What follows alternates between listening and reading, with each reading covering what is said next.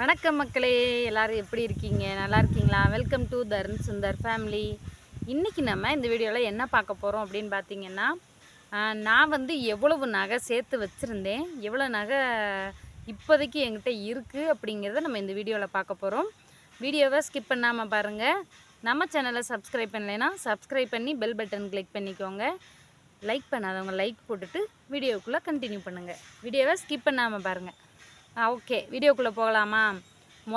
நான் பிறந்த வீட்டில் வந்து பார்த்திங்கன்னா, எங்கள் அம்மா நாங்கள் சின்ன பிள்ளையாக இருக்கும்போது எங்கள் அம்மாக்கிட்ட நல்ல பண வசதி நிறைய இருந்துச்சு. எங்கள் பெரிய அக்காவை கட்டி கொடுத்துட்டோம் எல்லாமே போட்டு. அதே மாதிரி எங்கள் அம்மா அதுக்கப்புறமும் கொஞ்சம் கொஞ்சம் சேர்த்து வைக்க ஆரம்பிச்சிச்சு. அப்போ வந்து பார்த்திங்கன்னா, அந்த டயத்தில் பெரிய அக்காவுக்கு கட்டி கொடுத்தாச்சுன்னா அவங்களுக்கு செய்ய வேண்டியது, அப்புறம் வந்து அவங்க தங்கச்சிகளுக்கெல்லாம் செய்ய வேண்டியது, இந்த மாதிரி நிறைய பேருக்கு செய்ய ஆரம்பிச்சிருச்சு. அதனால் வயசும் கொஞ்சம் அப்படியே கூட கூட வந்துருச்சா, அதனால் எங்கள் அம்மா அதுக்கப்புறம் வந்து கொஞ்சம் சேர்த்து வைக்க முடியல. அதால் அன்றாட வீட்டு தேவைகள் இதுகளுக்கே சரியாக போயிடுச்சு. ஏன் கல்யாணத்துக்கு எப்படி எங்கள் அம்மா எனக்கு நகை போட்டுச்சு அப்படின்னு பார்த்திங்கன்னா, எனக்கு 7 பவுனு, என் வீட்டுக்காருக்கு 2 பவுனு, நான் குழந்த பத்து வரையில் 1 பவுன் எங்கள் அம்மா போட்டு விட்டுருச்சு. அரை பவுனு காயினும் எனக்கு வந்து அரை பவுனு தோடு எடுத்து கொடுத்துச்சு. என் பையனுக்கு தோடு தாயத்தி எல்லாம் சேர்த்து 1 பவுன், மொத்தம் எங்கள் அம்மா எனக்கு 10 பவுன் போட்டுச்சு. கல்யாணத்துக்குன்னு பார்த்திங்கன்னா 9 பவுன் போட்டுச்சுங்க. ஏன்னா 3 பொம்பளை பிள்ளை. எங்கள் அம்மா ஒரு ஆள் தான் வீட்டில் வந்து தெளிவான ஆள். அதாவது கொஞ்சம் பணத்தை சேர்க்கறதுல சம்பாதிக்கிறதுலேயும் எங்கள் அம்மா தெளிவான ஆள். எங்கள் அப்பா வந்து பார்த்திங்கன்னா கொஞ்சம் அவர் வாட்டுக்கு திரிவார். எங்கள் அப்பா பற்றி ஏற்கனவே சொல்லியிருக்கேன்ல, வீட்டை பற்றி நினப்பு கிடையாது. அவர் வந்து எந்த பக்கம் அவர் கால் போகுதோ அந்த பக்கம் அவர் வாட்டுக்கு போய்கிட்டே இருப்பார். எங்கள் அப்பாவுக்கு பிடிச்சதெல்லாம் அந்த ஃபோனு, டிவி, இதை ரிப்பேர் பார்க்குறது, வாங்குறது, விற்கிறது, இந்த வேலையாக இருப்பாரே தவிர எங்களை கண்டுக்கிற மாட்டார். எங்கள் அம்மா தான் எங்களுக்கு எல்லாமே நகை சேர்த்து கட்டி கொடுத்துச்சு. எனக்கு நகை எப்படி போட்டாங்கன்னு பார்த்திங்கன்னா, எங்கள் அம்மா வந்து சம்பாரித்து ஒரு இடம் வாங்கி வச்சுருந்துச்சு எங்கள் தாத்தா இருக்கும்போதே. அந்த இடத்துல வந்து 3 செண்டு, அதில் வந்து எனக்கு வேலைக்குன்னு ஒரு செண்டை வந்து விற்றாங்க. அது வேலைக்கு ஆகலைங்கவும் அந்த செண்டை வந்து அப்படியே அதில் வந்து 1 லட்ச ரூபா விற்ற இடம். அதுக்கப்புறம் இன்னொரு செண்டை மறுபடியும் ஒரு 1,50,000 ரூபாய்க்கு விற்றாங்க. மறுபடியும் 1,20,000 கூட வந்துச்சு.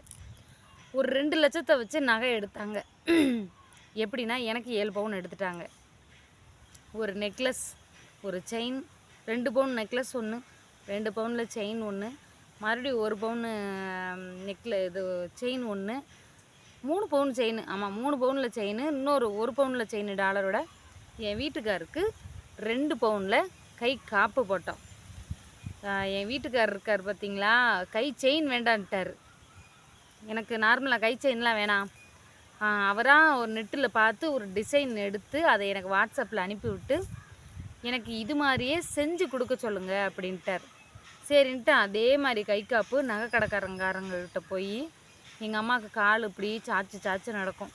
அதோட எங்கள் அம்மாவும் நானும் தான் போய் கை காப்பை செய்ய கொடுத்து அதை வாங்கிட்டு வந்து அந்த மனுஷனுக்கு கல்யாணத்துக்கு போட்டால், கல்யாணத்தன்னைக்கு மட்டும்தான் போட்டார். கல்யாணத்தன்னைக்கே இப்படி தான் இருக்கும் அந்த கை காப்பு. அந்த பட்டு துண்டில் பட்டு இப்படி இழுத்துக்கிருச்சு, இப்படி 2ஆக வளைஞ்சிருச்சு. என்ன காப்பு வாங்கி கொடுத்துருக்கீங்க அப்படின்னாரு. 2 பவுனு ஒரு கை காப்பு போட்டால் எப்படி இருக்கும்? அது வந்து இப்படி ப்ரெஸ் பண்ணுற டைப்பு, இப்படி, அதாவது வளையல் மாதிரி கிடையாது, இப்படி அமுக்கி விட்டு இப்படி எடுப்பாங்கள்ல, அந்த மாதிரி டைப்பு அவர் சொன்னது. வளையல் மாதிரி இருந்தால் கூட இப்படி போட்டால் அப்படியே நின்றுருந்துருக்கும். அவருக்கு சொன்னது இப்படி இப்படி இப்படி வளைச்சி கையில் மாட்டிக்கிற மாதிரி. அப்போ அது வளையத்தானே செய்யும். இதே அந்த 2 பவுனு அவருக்கு கழுத்துக்கு செயினோ இல்லை ஒரு கை செயினோ போட்டிருந்தா அது வாட்டுக்கு இருந்திருக்கும். இப்போ அது என்ன பண்ணாருன்னு கேட்டிங்கன்னா, விற்றுட்டார். எனக்கு தெரியவே தெரியாது. எனக்கு ஒரு 6 மாதம் கழித்து தான் அவர் விற்றதே தெரியும். ஒரு கடன் இருந்திருக்கு, அதுக்காக விற்றுட்டார் மனுஷன். கொஞ்சம் கஷ்டமாக தான் இருந்துச்சு. நான் வந்து என் நகையெல்லாம் எதுக்காக கொடுத்தேன், 7 பவுன் நகையை நான் அவருக்காக கொடுத்துட்டேன். ஏன் கொடுத்தேன்னு பார்த்தீங்கன்னா, ஒரு இடம் வாங்கினார், நல்ல விஷயம் தானே, ஒரு சொத்து வாங்க தானே கேட்குறாருன்ட்டு நானும் கொடுத்துட்டேன். இப்போ அந்த நகையை நான் கண்ணிட்ட பார்த்து 5 வருஷம் ஆகுது, கொடுத்தாச்சு. சரி, இப்போ இதை வந்து நான் யோசிச்சுக்கிட்டு இருக்கேன். யூடியூப்பில் வர்ற காசை வச்சு அந்த நகையை கொஞ்சம் கொஞ்சமாக திருப்பலான்னு யோசிச்சுருக்கேன். ஆனால் அது 1,50,000 லட்சத்துக்கு மேலே இருக்குது. இந்த 1,50,000 லட்சத்துக்கு நான் எப்போ திருப்பி, நான் எப்போ கொண்டு வந்து சொல்லுங்கள்? 1,50,000 லட்சத்தை கொண்டு வந்துடுவேன்னு ஒரு நம்பிக்கை இருக்குது, கொண்டுட்டு வருவேன்னு நம்புவோம். அதே மாதிரி பார்த்திங்கன்னா, சில்லறையாக இருக்கும்ல, ஒரு தோடு, ஒரு ஒரு ஜிமிக்கி, ஒரு மோதிரம், இந்த மாதிரி சின்ன சின்ன விஷயங்கள்லாம் பார்த்திங்கன்னா ஒரு 30-40 ரூபாய்க்கு இருக்குது தனியாக. இங்கே ஒரு 16, அங்கே ஒரு 24, அது ஒரு 30-40 ரூபாய்க்கு இருக்குது. டோட்டலாக என் நகை மட்டுமே ஒரு 2 லட்சம் ரூபாய்க்கு அடகுல இருக்குது. இதை திருப்பினாலே போதுங்கிறேன். நான் பொம்பளை பிள்ளையா வச்சுருக்கேன், ஆம்பளை பையக தானே. ஆனால் இன்னொன்று தெரிஞ்சுக்கிறணும் மக்களே, பொம்பளை பிள்ளைகளுக்காவது 10 பவுன் நகை போட்டோமா, கட்டி கொடுத்தோமா. இப்போ நகையே வேண்டாங்கிறாங்க, அது வேறு விஷயம். ஆனால் நம்ம நகை போட்டால் தான் நம்ம கௌரவம் நினைக்கிறவங்களும் இருக்காங்க. இருந்தாலும் பொம்பளை பிள்ளைகளுக்கு நகை போட்டு அதுக்கு காது குத்தி மொட்டை போட்டு வளகாப்பு சீரு செனத்தி செய்ய தான் வேணும், இல்லைன்னு சொல்லலை. ஒரு 5 லட்ச ரூபா வருதுன்னு வச்சுக்கோங்க. இந்த ஆம்பளை பையன் இருக்காங்க பாருங்க, அவங்க இதே வீடு கேட்பாங்க, வாசல் கேட்பாங்க, சொத்து கேட்பாங்க. எதுவுமே இல்லைன்னா ஒரு வயசு வந்து நீலாம் என்னத்துக்கு இருக்க, என்ன சேர்த்து வச்சுருக்கேன்னு கேட்பாங்க. கேட்பாங்களா கேட்க மாட்டாங்களா? அதுக்காக தான் அவங்களுக்காகவாது இந்த இடம் இருக்கட்டும்னு நினச்சேன். ஆனால் எங்கள் வீட்டை இருக்கிற நிலைமையை பார்த்தா நாங்கள் இருக்க வீடு வேணுமே. நேற்று வீடியோ பாருங்கள் தெரியும், வீடெல்லாம் அங்கங்கே விரிசல் விட்டுருக்கு. அதை பூசினாலும் மறுபடியும் விரிசல் விடுது. அதனால் வீடு கட்டித்தான் ஆகணுங்கிற நிலமையில் இருக்குது. இப்போ 2 லட்ச ரூபாய்க்கு நகையே இருக்குது. அதை மூட்டு விற்கணும். விற்றாத்தான் நம்ம வீடு கட்டுறதுக்கு ஏதாவது ஒரு வசதியாக இருக்கும். நான் விற்றுக்கிற தரேன்னு சொல்லிட்டேன். நான் நகையெல்லாம் விற்கிற மாதிரி இருக்கும் சொன்னாலும் பரவாயில்ல, விற்றுட்டு போட்டோம். ஆனால் நம்ம அதை திருப்பணும்ல. 2 லட்ச ரூபா இதை நான் என்றைக்கு திருப்பேன்? கொஞ்சம் யோசிக்க வேண்டிய விஷயந்தான். இதே மாதிரி தான் நிறைய பேர் வீட்லேயுமே நகையெல்லாம் அடகுல இருக்கும். இதை திருப்புறதுக்கு ஒரு ஈஸியான டெக்னிக் சொல்லித்தரவா? இப்போது நான் வந்து அதிகமான நகையை வந்து ஒரு 7 பவுன் நகையை கவர்மெண்ட் பேங்கில் அடகு வச்சுருக்கேன். அதுக்கு வருஷத்துக்கு பார்த்திங்கன்னா ஒரு 10,000 ரூபா வட்டி வருது. இன்னும் ஒரு ப்ரைவேட்டு பேங்கில் ஒரு 20,000 ரூபாய்க்கு இருக்குது. இப்போ நீங்கள் முதல்ல எதை திருப்பணும்னு நினைப்பீங்க? வட்டி அதிகமாக வர்றதை திருப்பணும்னு நினைப்பீங்களா, இல்லை அதிகமாக நகை இருக்கிற பணம் அதிகமாக அடகு வச்சு திருப்பணும்னு நினைப்பீங்களா? வட்டி எது அதிகமாக இருக்கோ அதை தான் நம்ம திருப்பணும் முதல்ல.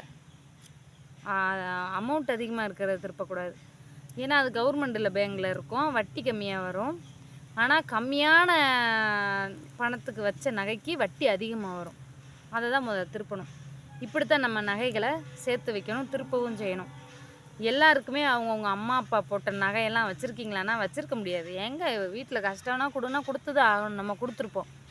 இதே மாதிரி தான் எல்லோரும் நீங்களும் கொடுத்து தான் இருப்பீங்க. அதை திருப்புறதுல தான் இருக்குது நம்ம சாமர்த்தியம்.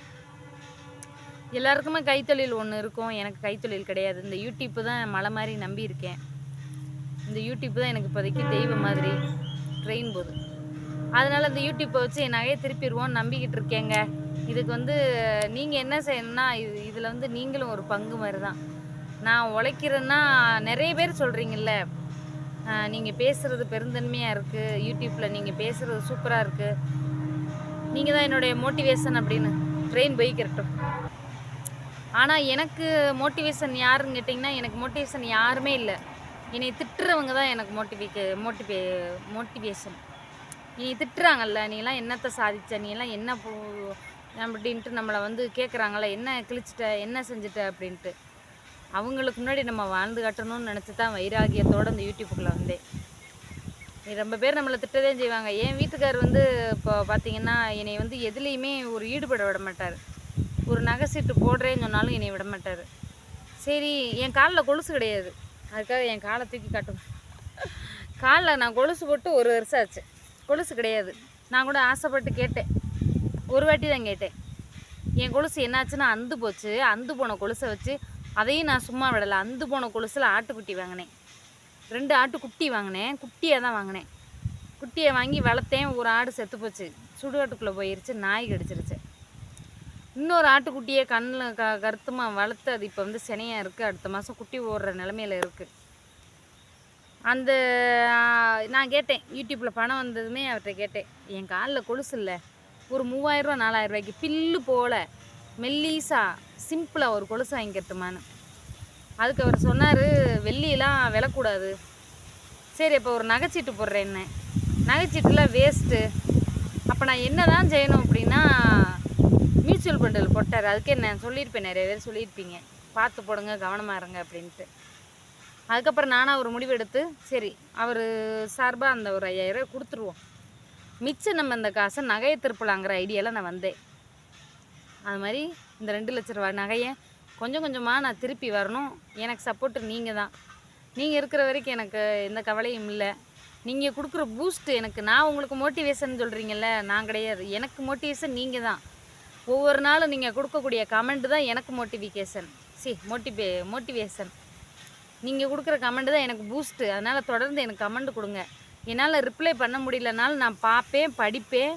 எனக்கு அது ஒரு சந்தோஷமாக இருக்கும். சரி, நேற்று ஒருத்தர் சொன்னார், நீ போடுறதெல்லாம் ஒரு கண்டென்ட்டா அப்படின்ட்டு. ஒரு யூடியூபர் நினச்சா கண்டென்ட்டே இல்லைனாலும் நம்ம போடுற வீடியோவை ஒரு கண்டென்ட்டாக மாற்றணும். அதுதான் திறமை. அதுக்காக நான் திறமைசாலியானா கிடையாது. எனக்கு தோன்றதை நான் பேசுகிறேன்ல, அது உங்களுக்கு பிடிச்சிருக்கும். எல்லா வாழ்க்கையிலையும் நடக்கக்கூடிய ஒரு விஷயமா இருக்கும்னு நான் நினைக்கிறேன். சரி, ஓகே மக்களே, இந்த வீடியோ பிடிச்சிருந்தா லைக் பண்ணுங்கள், ஷேர் பண்ணுங்கள், கமெண்ட் பண்ணுங்கள். மறக்காமல் நம்ம சேனலை சப்ஸ்கிரைப் பண்ணுங்கள். பாய்.